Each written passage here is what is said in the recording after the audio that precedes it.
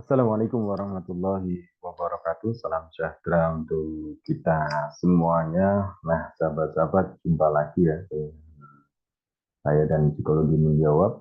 Sudah lama kita nggak bersua ya, dan saya tidak update terkait sama video. Nah, pada kesempatan kali ini, saya akan sharingkan ya pada sahabat-sahabat semuanya bagaimana terkait dengan membangun hubungan pertemanan yang baik, yang produktif, seperti itu ya.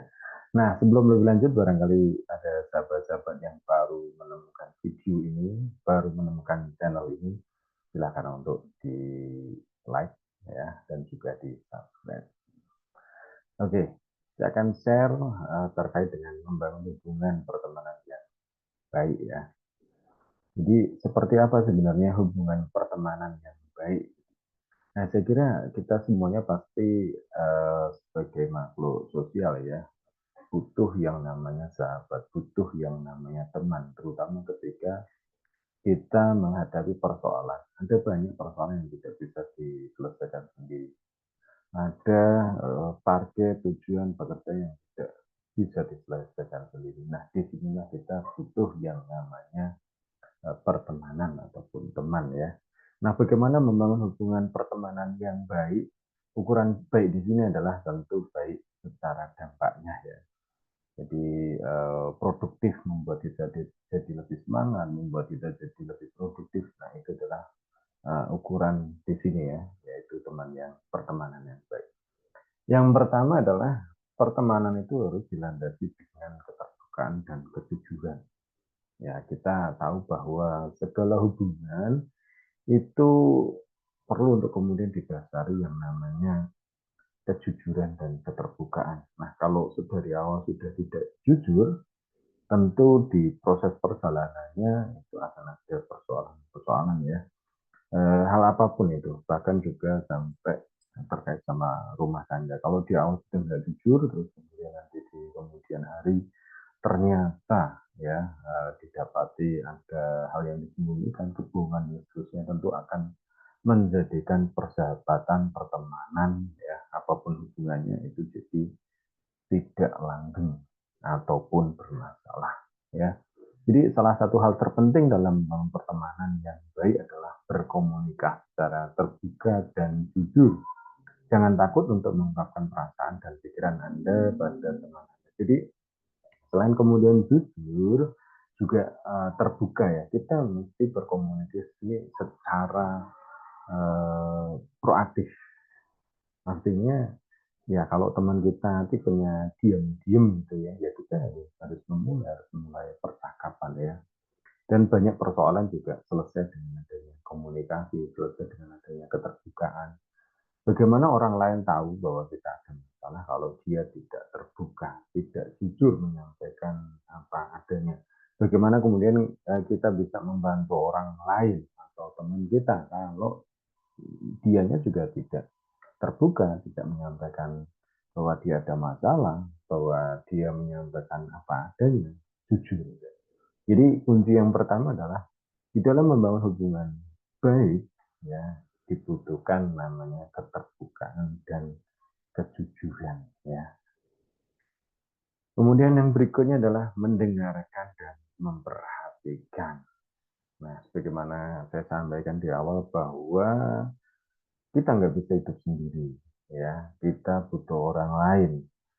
Maka untuk bisa kita itu saling membantu, mendukung, ya, butuh nih, kemampuan untuk mendengarkan, untuk memperhatikan.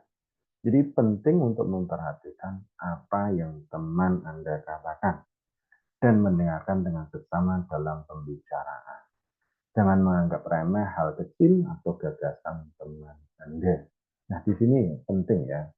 Baik itu memang teman akrab ya, ataupun juga mungkin posisinya tim, atasan dan bawahan, karena kadang kita jadi satu tim itu ya kita menganggapnya teman gitu ya karena satu tujuan.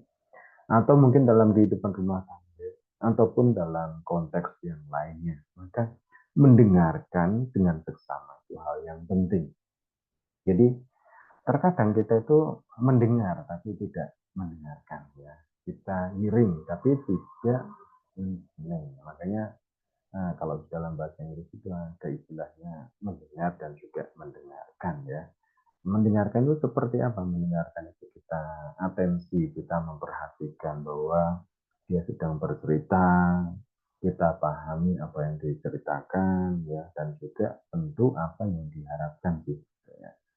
Di situ yang disebut mendengarkan dan memperhatikan. Nah, memperhatikan itu apa? Terkadang tidak jarang kita, terutama di situasi ya, sekarang ya, dengan adanya gadget dan macam-macam, saat rekan kita bercerita, terkadang kita tidak memperhatikan apa yang diceritakan, ya. Tetapi justru kita itu melihat pesan WA yang masuk atau mungkin juga melihat apa namanya update status dan yang lainnya ya.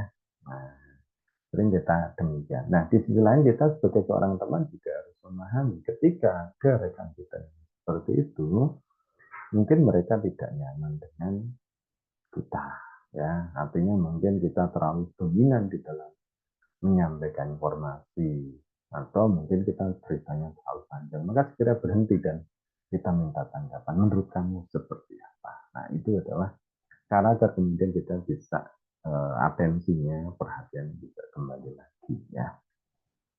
Berikutnya adalah menerima perbedaan. Nah, banyak hal di kehidupan ini termasuk dengan teman, sekalipun teman akrab ya, umumnya itu pasti ada perbedaan. Kesamaan iya, ya, tetapi perbedaan pasti ada. Ya. Karena apa? Tiap orang memiliki kemampuan, kebiasaan, pandangan hidup yang berbeda. Pertemanan yang baik itu adalah menerima perbedaan dan tidak menghakimi atas perbedaan itu. Nah, sering kita temukan kalau kemudian ya orang yang sudah menjalin hubungan dekat lama seperti itu ya, akan berumah tangga, kemudian mereka terpisah, berantakan karena apa? Mereka mengatakan kita sudah tidak sejalan lagi. Gitu. Nah, dengan bahasa lain, mereka tidak menerima perbedaan itu. Ya, dengan mengatakan bahwa kita sudah tidak jalan lagi. Ya pasti semua orang untuk mencapai satu jalan itu kadang caranya berbeda-beda ya, jalannya juga berbeda. Ya, ada saat-saat memang kita bersama, ada saat-saat kemudian seseorang itu berjarak. Itu hal yang wajar. Lebih-lebih kalau kita berteman ya, teman kita banyak, maka orang yang paling diterima itu adalah mereka yang bisa menghargai. Ya, misalnya kalau ekstrimnya itu, ya jangan membuli ya, jangan kemudian istilahnya apa ya, ya melihat dari sisi negatifnya. Anggap bahwa perbedaan itu adalah potensi. Sehingga bagaimana kemudian kita memanfaatkan potensi itu. Mungkin ada teman kita yang cerewet, atau mungkin ada teman kita yang pendiam. Ya, nggak bisa kemudian kita samakan mereka. Ya, kita harus lihat keunikan masing-masing. Ya, ada teman kita yang mungkin pandai berargumentasi alias ngeyel. Nah, dalam situasi tertentu kita butuh teman demikian. Dalam situasi tertentu kita butuh teman yang memang banyak pendiam yang bisa mendengarkan kita. Dalam situasi tertentu kita butuh teman yang aktif, banyak berbicara untuk menasihati kita. Maka menerima perbedaan itu penting. Untuk bisa menerima maka kita harus menyadari bahwa ada banyak perbedaan, bahwa perbedaan tidak harus dipertentangkan, bahwa di setiap perbedaan itu ada keunikan, dan bagaimana kita mengelola perbedaan itu, memanfaatkan perbedaan itu, mengoptimalkan itu, agar kemudian bisa bermanfaat buat kita dan juga buat rekan kita. Nah, ini yang penting ya. Berikutnya adalah bagaimana kemudian kita bisa membangun hubungan yang baik. Maka penting yang disebut dengan menjaga komitmen ya. Menjaga kepercayaan dan komitmen adalah hal yang sangat penting agar pertemanan bertahan lama. Jangan janji dan tidak bisa dipenuhi. Nah, ini ya, komitmen ini kaitannya sama janji. Kalau kita sudah berjanji, sudah berkata, ya kita serius untuk kemudian mengupayakannya. Jangan mudah mengatakan, tapi juga kemudian mudah untuk menghindari. Nah, ini jadi lagu ya, kau yang memulai, kau yang mengakhiri. Itu bentuk dari yang namanya tidak komitmen. Maka di dalam pertemanan persahabatan itu ya perlu komitmen. Ya, mulai dari hal yang sederhana, komitmen soal waktu ya, bahwa kita mau pertemuan pada hari apa, jam berapa, ya kita berusaha untuk komitmen soal waktu itu. Nah, lebih-lebih kalau hubungannya serius seperti rumah tangga, gitu ya. Di awal seseorang ya, terutama seorang laki-laki ketika ijab kabul itu sebenarnya adalah komitmen secara lisan ya, bahwa dia akan menafkahi istrinya, akan menjaga istrinya dan seterusnya. Dan ketika kemudian berubahnya status ya dari wanita yang awalnya masih laki menjadi istri, itu sebenarnya juga adalah bentuk komitmen. Ya, dan apapun itu ya, kaitannya mungkin ketika di dalam satu tim kita, bahwa kita sudah ada di organisasi di bidang ini, penting untuk kemudian menjaga komitmen. Dengan apa? Dengan upaya sungguh-sungguh bahwa kalau kita sudah menerima amanah, kalau itu di organisasi, di tim itu ya kita harus selesaikan, kita harus jalankan dengan optimal. Kalau kita sudah berjanji, ya berusaha untuk kita tepati. Kalaupun tidak bisa, nah itu tadi harus kita komunikasikan, terbuka, jujur. Barangkali memang kita nggak bisa untuk melaksanakan janji itu karena ada persoalan-persoalan. Maka penting kita kembalikan yang pertama, ya keterbukaan, kejujuran. Nah, inilah bagian dari cara-cara untuk kemudian menjaga hubungan pertemanan yang baik ya, ataupun membangun hubungan pertemanan yang baik. Berikutnya adalah menunjukkan kepedulian. Nah, artinya apa? Pertemanan yang baik itu memberikan perhatian dan peduli. Jangan hanya menerima teman Anda ketika mereka memerlukan bantuan. Anda harus mengajak mereka berkumpul dan ngobrol bersama. Nah ini ya, ada terkadang kita tersindir ya. Ini kok temennya datang pas butuh aja. Itu menunjukkan dia memang tidak peduli gitu ya. Dia lebih mempedulikan diri sendiri. Ya, mungkin adalah orang-orang yang demikian ya. Dia itu datang kalau pas butuh, tetapi kalau dia itu pas berhasil tuh menghilang. Ya, datang kalau dia itu ada masalah. Tapi ketika dia itu berhasil, enggak kemudian berbagi sama kita. Maka penting buat kita tuh untuk menunjukkan kepedulian. Dalam arti apa? Ya kita terus menjaga hubungan, ya memaintenance hubungan, berkomunikasi dengan baik, menyediakan waktu bersama teman kita, dan seterusnya. Lebih-lebih kalau kemudian hubungan pertemanan itu adalah dalam rumah tangga. Ya mau nggak mau harus ada waktu untuk kumpul bersama, untuk ngobrol santai, bagian dari menunjukkan kepedulian. Bahkan kemudian kita juga mesti peka ya, apa sebenarnya yang dibutuhkan oleh teman kita tanpa harus kemudian diminta ya. Sekalipun mungkin teman kita itu juga nggak mau kalau dibantu, tapi setidaknya kita udah peduli. Karena memang ada loh orang-orang yang sebenarnya itu nggak mau untuk dibantu ya. Karena itu mereka menganggap bahwa nanti merepotkan orang lain gitu ya. Tetapi kita sebagai orang, sebagai teman gitu, ya kewajiban kita adalah kita menunjukkan kepedulian kita, mencoba untuk membantu, setidaknya menanyakan. Nah itu bagian dari kepedulian. Kenapa dia tidak datang? Kemarin kok nggak ketemuan, ada apa? Ya menyapa lah gitu ya. Ini bagian dari membangun hubungan yang baik ya di dalam pertemanan. Waktu kebersamaan ya, menjalin pertemanan yang baik tidak selalu serius dan sulit. Jangan lupa untuk bersenang-senang dan menikmati waktu bersama teman. Nah ini ya, lebih-lebih kalau kemudian kita hubungan pertemanan itu yang sifatnya profesional ya. Katakanlah kita seorang manajer, seorang direktur, kita punya rekanan juga ya, seorang direktur. Kita ingin menguatkan kerjasama antar perusahaan kita. Nah, waktu kebersamaan ini penting. Nah, ini bagian dari maintenance, bagian dari menjaga, membangun hubungan baik ya. Nantinya apa? Pendekatan-pendekatan yang dilakukan tidak melulu sifatnya adalah formal. Tidak harus kemudian melalui rapat, melalui pertemuan, tetapi juga hal-hal yang santai. Ya, mulai dari menjalankan hobi, ya, mungkin olahraga, gitu. Atau kemudian juga menjalankan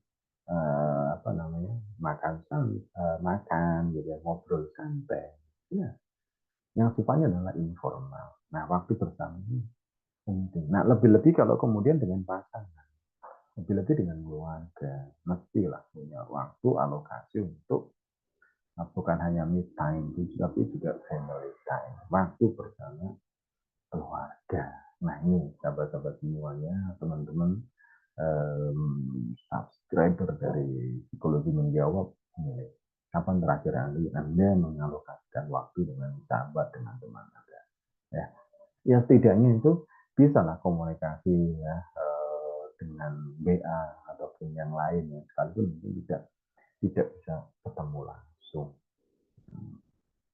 Nah, itu teman-teman, membangun hubungan pertemanan yang baik ya, jangan sampai kemudian kita terkesannya itu kita datang ketika hanya saat butuh, tetapi juga kita ada saat teman kita membutuhkan ya. Nah, bukan hanya kemudian kita itu banyak teman, tetapi bagaimana hubungan pertemanan ini bisa saling mendukung, saling mengembangkan.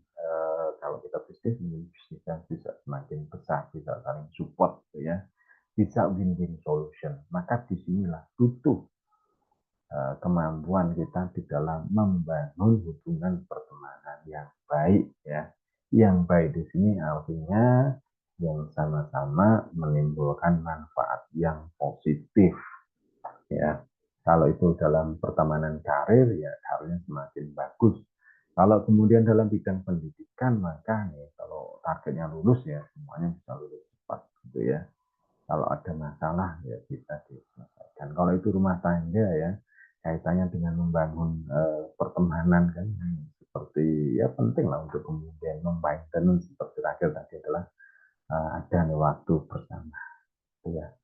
Semoga bermanfaat sahabat-sahabat semuanya. Ingatkan lagi untuk subscribe channel Psikologi Menjawab, like, comment, dan share. Assalamualaikum warahmatullahi